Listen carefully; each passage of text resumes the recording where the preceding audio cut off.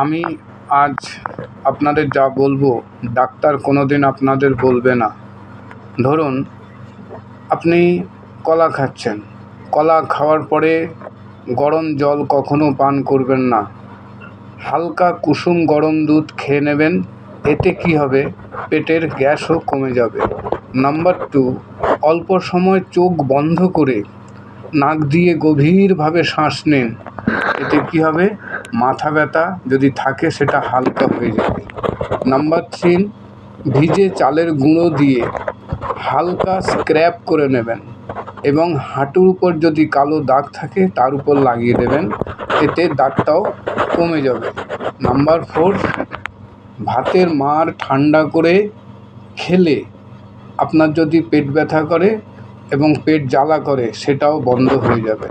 আবার বলছি, ভাতের মাড় ঠান্ডা করে খাবেন, এতে পেট জ্বালা পোড়া বন্ধ হয়ে যাবে।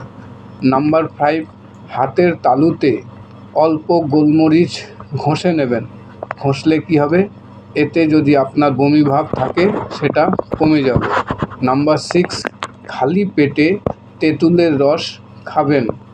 এতে কি হবে, হালকা যদি শরীরে জন্ডিস থাকে সেই জন্ডিসের সঙ্গে লিভারের চাপটাও কমে যাবে। আপনাদের অশেষ ধন্যবাদ। আমার রিলটা দেখুন, এতে আপনাদের মঙ্গল হবে। নমস্কার।